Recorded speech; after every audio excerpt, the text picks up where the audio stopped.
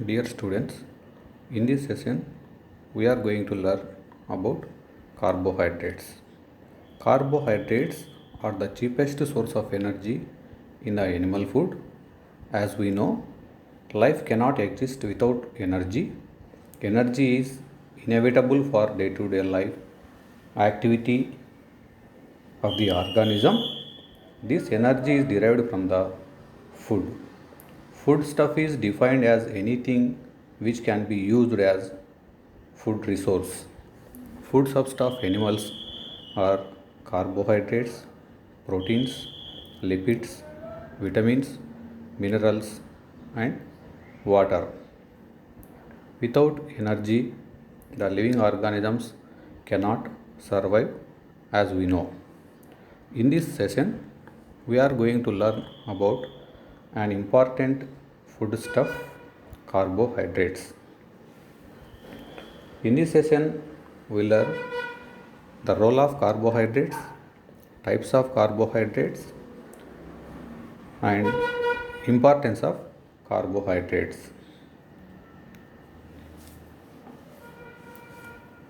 Then, carbohydrates are the most abundant organic constituents of plants.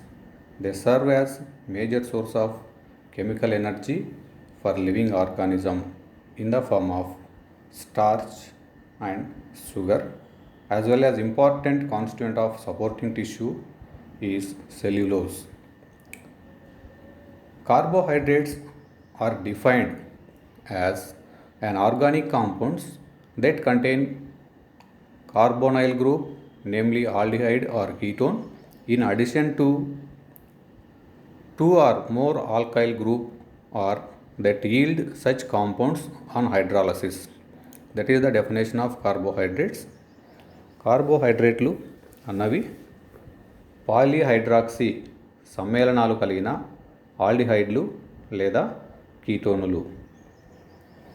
కార్బోహైడ్రేట్లు సత్వర శక్తిని విడుదల చేసే పోషక పదార్థాలుగా చెప్పవచ్చు. సాధారణంగా కార్బోహైడ్రేట్ల యొక్క ఫార్ములాను CH2O అని చెప్పవచ్చు. 1 గ్రామ్ కార్బోహైడ్రేట్ అన్నది 4 కిలో క్యాలరీల శక్తిని ఉత్పన్నము చేయగలదు. మానవునిలో కార్బోహైడ్రేట్లు అన్నవి గ్లైకోజన్ రూపంలో నిల్వ ఉంటాయి. The simple carbohydrates are known as sugars or saccharides. Lactin, saccharum, the word is derived from Latin, it means sugar, and the ending of the name of the most of the sugar is ose. For example, glucose, fructose, sucrose, maltose. Then role of the carbohydrates. కార్బోహైడ్రేట్ల యొక్క విధులు. Main source of energy. కార్బోహైడ్రేట్లు ముఖ్యమైన శక్తి ఆధారాలుగా చెప్పవచ్చు. They play main role in metabolism. It forms main source of energy, main source of reserve food in the form of glycogen and starch.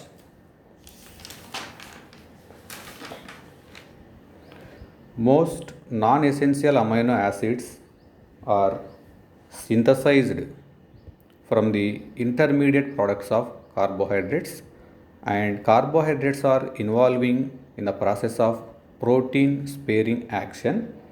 It means when sufficient amount of carbohydrates is provided in the diet, proteins are not utilized for energy purpose. As a result, the entire protein taken in the diet can be utilized for the building of the body. This phenomena is known as protein sparing action.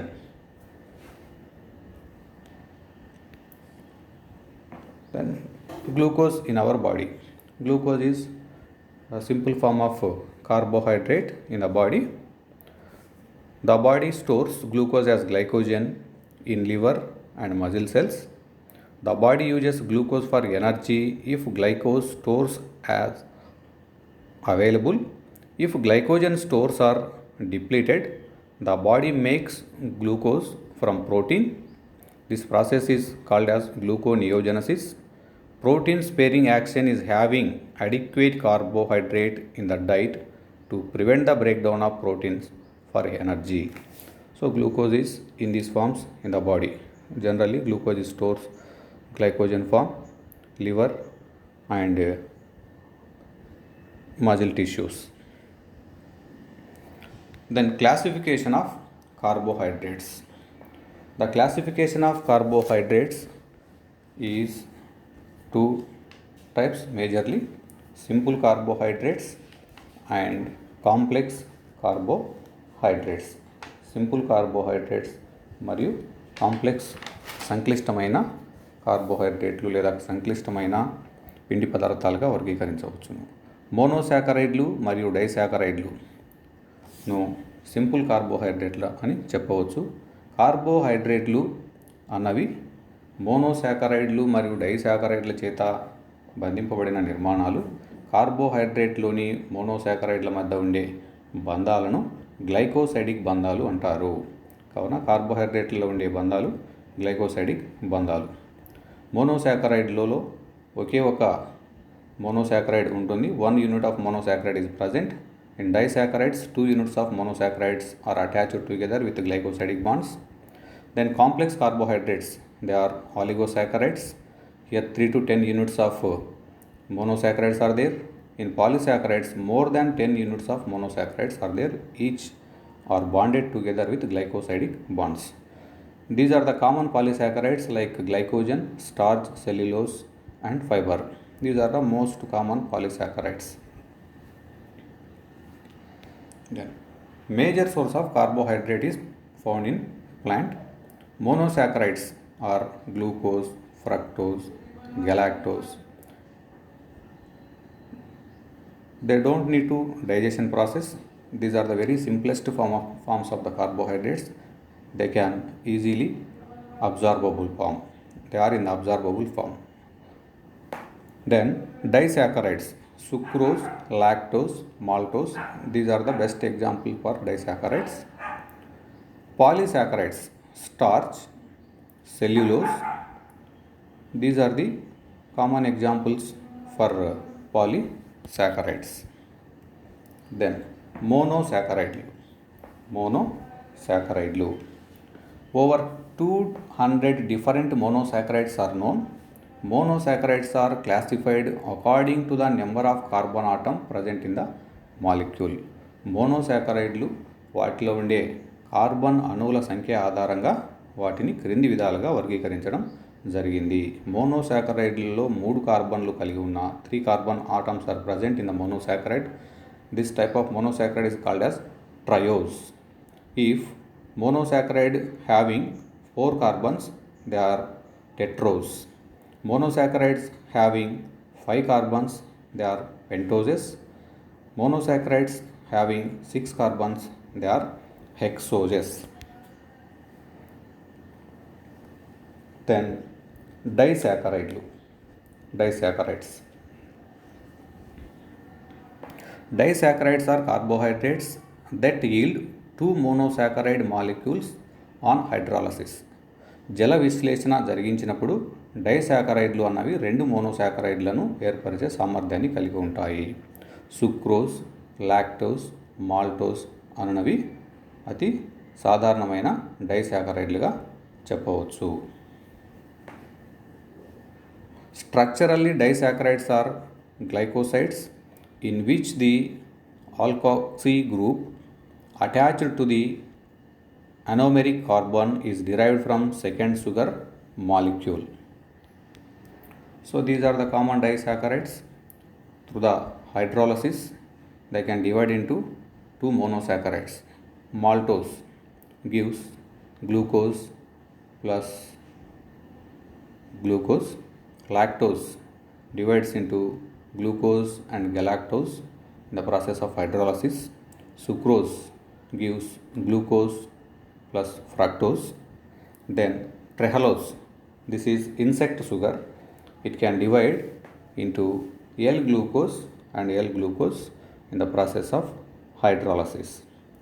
So these are common disaccharides. Then polysaccharides వీటిని బహుళ చక్కెరలు అని కూడా చెప్పవచ్చు. Polysaccharides also known as glycans consisting of monosaccharides joint together by glycosidic bonds or glycosidic linkages. Polysaccharides that are polymers of single monosaccharide are called monopolysaccharide. పాలీసాకరైడ్లలో ఒకే రకానికి సంబంధించిన మోనోసాకరైడ్లు అన్నవి ఉంటే లేదా ఒకే రకానికి సంబంధించిన మోనోసాకరైడ్లు పాలీసాకరైడ్లను ఏర్పరిస్తే అలాంటి పాలీసాకరైడ్లను మోనోపాలీసాకరైడ్లు అని చెప్పవచ్చు. More than one type of monosaccharides are involving for the formation of polysaccharides. This type of polysaccharides are called as heteropolysaccharides. ఒకే రకానికి సంబంధించిన మోనోసాకరైడ్లు కాకుండా రెండు లేదా అంతకంటే ఎక్కువ రకాలకు సంబంధించిన మోనోసాకరైడ్లు అన్నవి కలిసి పాలీసాకరైడ్లను ఏర్పరిస్తే అలాంటి పాలీసాకరైడ్లను హెటెరోపాలీసాకరైడ్లు అని చెప్పవచ్చు. Homopolysaccharides are classified on the basis of their monosaccharide units. A homopolysaccharide consisting of glucose monomeric unit is called a glucan. Homopolysaccharide రకానికి సంబంధించిన పాలీసాకరైడ్లు అన్నవి ఓన్లీ గ్లూకోజ్ అణువుల చేత లేదా గ్లూకోజ్తో నిర్మితమై ఉన్నట్లయితే అలాంటి పాలీసాకరైడ్లను గ్లూకాన్ అని చెప్పవచ్చు. One consisting of galactose unit is a galactan. ఒక పాలీసాకరైడ్ అన్నది పూర్తిగా గెలాక్టోజ్ యూనిట్ల చేత నిర్మితమైతే అలాంటి పాలీసాకరైడ్లను గెలాక్టాన్ అని చెప్పవచ్చు. There are three important polysaccharides, all of which are glucans or starch, glycogen and cellulose. So these are the most important homopolysaccharides. Not only these three, some another also there. They are dextrans, inulin and agar. These are also examples for homopolysaccharides. Now we see one by one. Starch. Glucose యూనిట్స్తో ఏర్పడిన నిర్మాణము. ఇది amylopectin అనే రూపంలో మొక్కలలో నిల్వ ఉండే ఆహార పదార్థం. దెన్ గ్లైకోజన్, దీనిని ఎనిమల్ స్టార్చ్ అని కూడా అంటారు. జంతు కాలేయ కణాలు మరియు కండర కణాలలో నిలువ ఉండే హోమోపాలీసాకరైడ్ యొక్క రూపము. దెన్ సెల్యులోజ్, మొక్కల కణకుడ్యాలలో నారపోగుల్లో ఉండే మోనోపాలీసాకరైడ్ యొక్క రూపం. ఇది గ్లూకోజ్ యూనిట్స్తో ఏర్పడిన అమైలోజ్ రకానికి సంబంధించిన పాలీసాకరైడ్. సెల్యులోజ్ని పేపర్, వస్త్రాలు, సింథటిక్, రేయాన్ ఉత్పత్తిలో కూడా వినియోగిస్తారు. దెన్ 4వ రకానికి సంబంధించిన హోమోపాలీసాకరైడ్ డెక్స్ట్రాన్స్. దీనిని బ్యాక్టీరియా మరియు శిలీంధ్రాలు ఉత్పత్తి చేస్తాయి. గ్లూకోజ్ యూనిట్స్ చేత ఏర్పడిన నిర్మాణము.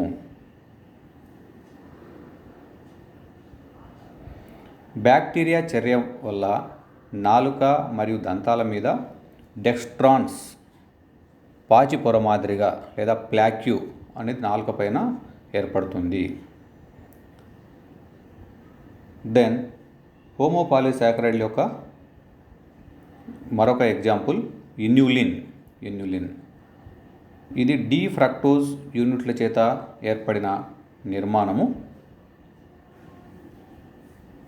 దెన్ అగార్ సముద్ర శైవాలాలలో ఉంటుంది.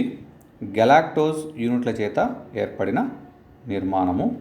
అగార్ వేడి నీటిలో కరిగి చల్లార్చినప్పుడు జెల్గా మారుతుంది. బ్యాక్టీరియా వర్ధనంలో వర్ధన మాధ్యమంగా ఉపయోగిస్తారు. మలబద్ధక నివారణకు కూడా అగార్ను వినియోగిస్తారు. మానవులలో అగార్ అన్నది జీర్ణము కాదు. Then హెటిరోపాలిసాకరైడ్స్.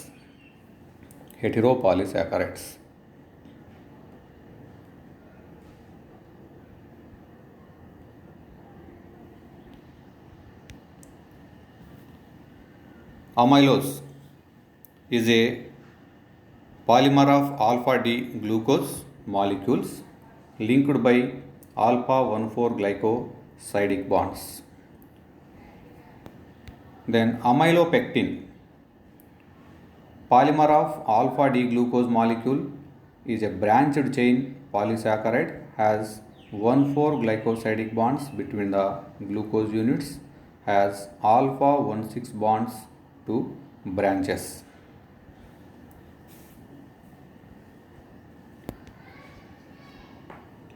Then glycogen is a polysaccharide that stores alpha-D glucose in muscle, is similar to amylopectin but is more highly branched. Cellulose is a polysaccharide of glucose units in unbranched chain, has beta-1,4-glycosidic bonds, cannot be digested by human because human cannot break down beta-1,4-glycosidic bonds. Then heteropolysaccharide contain 2 or more different monosaccharide units. హెటరోపాలిసాకరైడ్లు అన్నవి 2 లేదా అంతకంటే ఎక్కువ వివిధ రకాలకు సంబంధించిన మోనోసాకరైడ్ల కలయిక వల్ల ఏర్పడిన నిర్మాణాలను హెటరోపాలిసాకరైడ్లని చెప్పవచ్చు.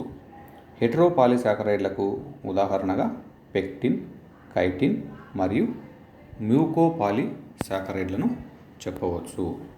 పెక్టిన్ అనునది గెలాక్టోజ్ ప్లస్ అరోబినోజ్ ప్లస్ గెలాక్టోరోనిక్ యాసిడ్ అనే వాటి సమ్మేళనం వల్ల ఏర్పడిన నిర్మాణము.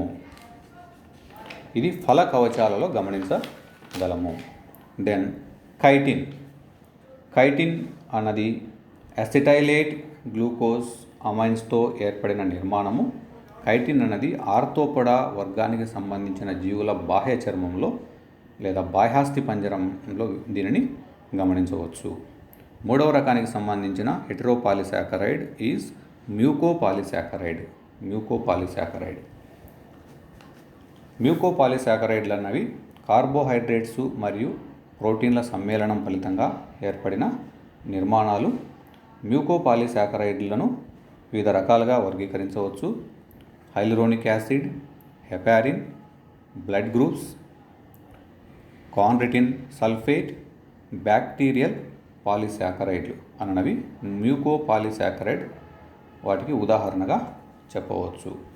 First one is hyaluronic acid అన్నది glucose amine plus glucuronic acid వాటి సమ్మేళనాల ఫలితంగా ఏర్పడే నిర్మాణం. ఇది కణాల మధ్యలో సిమెంట్ పదార్థంగా పనిచేస్తూ ఒక కణం మరొక కణాన్ని అతుక్కోవడానికి ఉపయోగపడే పదార్థం. కీళ్ళలో సైనోవియల్ ద్రవంగాను, అండం చుట్టూ రక్షక త్వచంగాను ఉండి పనిచేసే రసాయనిక పదార్థము. నెక్స్ట్ వన్ హెపారిన్ అన్నది సల్ఫర్ను కలిగిన హెటరోపాలిసాకరైడ్. ఇది గ్లూకోజమైన్ ప్లస్ గ్లూకోరోనిక్ యాసిడ్లతో ఏర్పడిన నిర్మాణం. ఇది యాంటీకోయాగ్యులెంట్గా పనిచేస్తూ ఉంటుంది. రక్తం గడ్డగట్టకుండా నివారించడానికి హెపారిన్ అనేది ఉపయోగపడుతూ ఉంటుంది. కావున ఇది యాంటీకోయాగ్యులెంట్గా పనిచేస్తూ ఉంటుంది. హెపారిన్ అన్నది హెటరోపాలిసాకరైడ్ రకానికి సంబంధించిన mucopolysaccharide. Then blood groups D glucosamine plus D galactose అమైన్లతో ఏర్పడిన నిర్మాణం. ఆర్బిసి ఉపరితలం పైన యాంటీజెన్స్ రూపంలో ఉంటాయి. ఉదాహరణకు ఏబి మరియు ఆర్హెచ్. దెన్ కార్నిటిన్ సల్ఫేట్ ఇది అసిటైలేట్ గ్లూకోజ్ అమైన్ ప్లస్ గ్లూకోరోనిక్ యాసిడ్లతో ఏర్పడిన పదార్థము ఎముక మృదులాస్థిలో మాతృకను ఏర్పరచడంలో ముఖ్య పాత్రను పోషిస్తూ ఉంటుంది. Next one is bacterial polysaccharide.